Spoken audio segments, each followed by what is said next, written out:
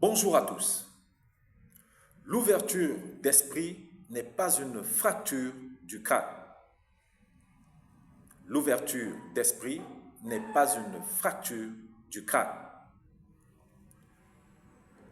Nous avons assisté, pantois, à cet exercice magistral donné par le président Oligui Nguema aux agents de la l'AECG. Je m'appelle Alain Rapono, je suis le président du conseil de surveillance de l'Observatoire de la défense nationale, de la sécurité intérieure et de la justice. Nous sommes ensemble aujourd'hui dans le cadre de la chronique Sécurité-Défense numéro 10. Alors, l'ouverture d'esprit n'est pas une fracture du crâne. C'est ce que le président de la République, Brice Clotaire Oligui Nguema, nous a démontré dernièrement dans sa manière de traiter avec fermeté, rigueur, les agents de cette société que nous appelons tous la SEEG. Une société qui, au travers de ses agissements, est devenue la société d'énervement et d'égarement des Gabonais. Vous pourriez peut-être en rigoler, mais nous parlons de choses très sérieuses. Essayons d'imaginer ce que vivent actuellement les élèves du Gabon, avec des coupures d'électricité, des délestages qui sont intempestifs. Vous revenez de cours, vous rentrez à la maison et pendant que vous êtes en train de réviser ou de préparer le devoir du lendemain, vous n'avez plus d'électricité. Voilà la situation dans laquelle nous nous retrouvons.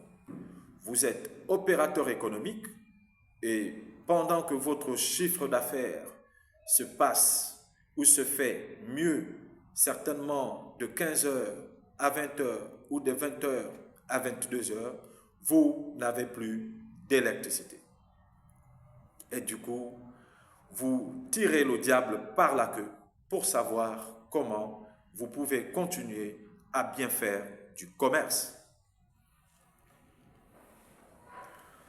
Ce que nous n'arrivons pas à comprendre, c'est que le président, qui avait cette capacité d'être ferme avec la société d'énergie, allais-je dire, société d'énervement et d'égarement des Gabonais, entendez SEEG. Le président avait la possibilité d'être assez ferme avec eux. Et du coup, il a agi en bon père de famille, leur donnant la possibilité de prouver de quoi ils étaient capables. Et puis, à la fin, on a été tous déçus.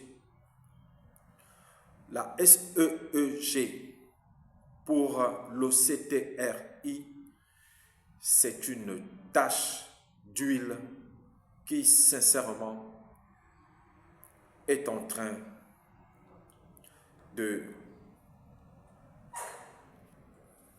décapiter la transition. Et il était mieux, il était important, il était nécessaire, il était indispensable que le président frappe la main sur la table. C'était le moment ou jamais. C'est une tache d'huile, la SCG, sur la robe blanche du CTRI.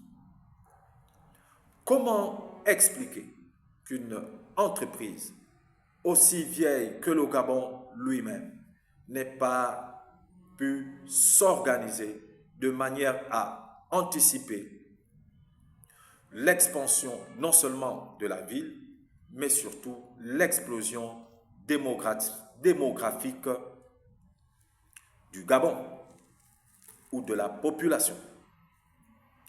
C'est inadmissible. Mais ce qu'on aimerait comprendre, quels sont les liens qui unissent cette société avec la classe politique gabonaise? J'aurais souhaité que de peines de prison, que des dirigeants de cette entreprise se retrouvent dans les geôles de la prison centrale. Figurez-vous que cette prison centrale ne doit pas être simplement le refuge de certaines personnes dont je préfère taire le nom ici, par respect. Mais d'autres Gabonais peuvent y entrer parce qu'ils ont eu des comportements irrévérencieux vis-à-vis de la nation toute entière. Quand nous regardons le comportement, les agissements, les actions de la SEG vis-à-vis du peuple gabonais, est-ce qu'il ne s'agit pas d'une trahison? Très sincèrement, que chacun d'entre nous analyse l'expression. Voici des gens qui sont grassement payés, mais qui tout de suite sont incapables de faire face au paiement de leurs fournisseurs, tellement ils ont monté un système mafieux qui se retourne contre la population toute entière. Un système mafieux qui ne profite qu'à eux-mêmes. Alors, quel rôle joue la classe politique dans ce système mafieux? Quand c'est bon, c'est bon. Quand c'est pas bon, c'est pas bon. Et nous le disons, au niveau de l'Observatoire de la Défense nationale, de la sécurité intérieure et de la justice. Quels sont les liens entre la classe politique et les hauts directeurs de la SEEG? Est-ce que les membres du gouvernement payent les factures d'eau et d'électricité? C'est la question qui est posée. Parce que nous avons entendu le président égrener le chapelet, j'ai bien dit le chapelet des reproches adressés à la SEG, et à aucun moment on a écouté que l'un d'entre eux pouvait faire la prison. Et quand on attend le président égrener ce chapelet de reproches, c'est toutes des infractions pénales. Nous connaissons tous qu'une infraction pénale devrait donner lieu à l'ouverture d'une enquête, et puis s'il y a des preuves affirmées et avérées, on va en prison. Eh bien, le président n'a pas dit ce qu'il a dit juste parce qu'il avait le plaisir de le dire. Je pense qu'il le dit avec preuve devant la nation gabonaise. Pourquoi ces gens ne vont pas en prison? Est-ce que réellement les membres du gouvernement gabonais s'acquittent du paiement mensuel de leurs factures, de leur consommation d'eau et d'électricité? La question est posée. Parce que quand on installe un système mafieux dont l'intention première est de dépouiller la population, et que le politique est informé, et que le politique peut fournir la preuve de ces affirmations, ce ne sont plus simplement des allégations. Si nous pouvons fournir la preuve de ces affirmations, mais que ces personnes aillent en prison. Nous voulons une justice pour tous, une justice équitable pour tous. Et nous réclamons que des membres de la SEG aillent également en prison. Cela fera un exemple pour les prochains directeurs. Le peuple a été suffisamment dépouillé de son argent, difficilement gagné. Et la ECG, entretenant son système mafieux, protégé par la classe politique, se retrouve en train de saper la transition. À un moment donné, il fallait faire un choix pour le président entre soutenir un système mafieux installé de longue date qui leur accorde des avantages et le lâcher aux yeux de tous afin que les choses changent. Bravo pour ce courage. Bravo parce que tu es la seule personne capable de prendre cette décision. Je me suis demandé où était le ministre de l'Énergie. J'ai vu le Premier ministre qui était complètement affalé sur sa chaise. Et seul le président a fait face à cette difficulté.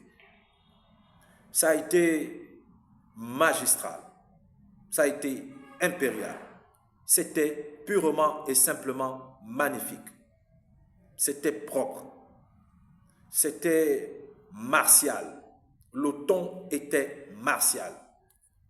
Et nous avons besoin d'un président comme ça. Un président qui recadre les choses.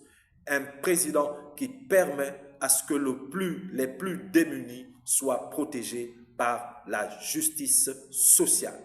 Et on ne pouvait plus continuer dans cet état, au risque de saper complètement l'image du CTRI. Monsieur le Président, nous voulons des suites de cette histoire.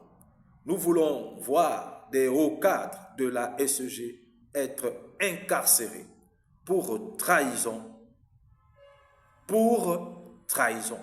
Ces gens ont trahi le peuple gabonais. Voyez-vous, le monopole devrait amener les gens à être conscients. Parce qu'ils savent que nous n'avons pas le choix, ils nous oppriment et nous font subir toutes les formes de maltraitance physique et morale possibles, sachant très bien que ni la justice, ni même le gouvernement ne pourra voler à notre secours. Merci d'avoir eu le courage de mettre la SEG devant ses propres responsabilités. Et surtout, merci d'avoir eu le courage de dire la vérité que nous attendons tous vis-à-vis de cette entreprise qui n'a jamais cessé de se foutre des Gabonais. La suite, c'est laquelle? La question reste posée. Quel est le lien des membres hautement placés de la ECG et le pouvoir politique? Nous savons que les directeurs de la ECG ou bien même le directeur du conseil d'administration est nommé. Mais par qui? Par le politique. Alors, c'était donc aux politiques de prendre ses responsabilités. Nous voulons que ça change. Et nous voulons que la transition soit l'occasion de régler ce genre de dysfonctionnement qui opprime le peuple gabonais.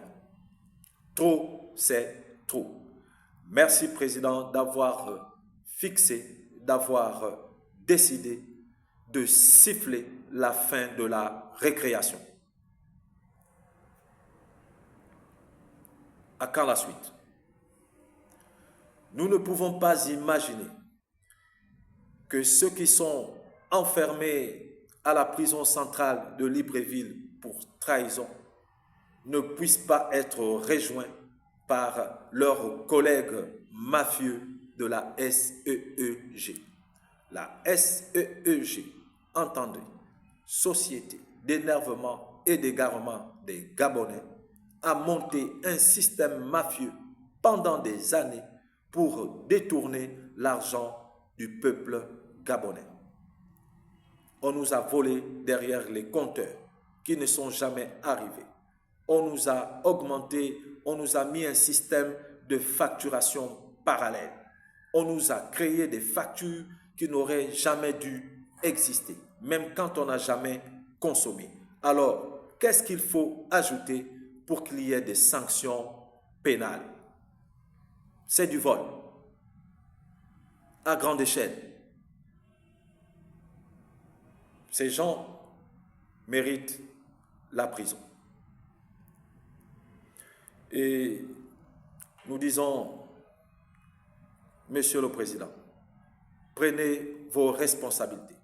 Nous savons que le lien entre le politique et les dirigeants de la SEG, ce lien est très fort. Mais prenez vos responsabilités parce que la transition est en train de virer à la catastrophe à cause de la ECG. Cette ECG, nous ne comprenons pas que personne n'arrive à la remettre sur des bons rails. Nos enfants ne peuvent plus étudier. Nous ne pouvons plus faire du business. Nous avons des délestages de courant comme nous n'en avons jamais eu dans ce pays. Il est temps que ça cesse. Il est temps que ça cesse.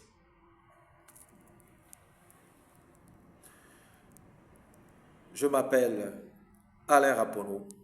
Je suis le président du conseil de surveillance de l'Observatoire de la défense nationale et de la sécurité intérieure.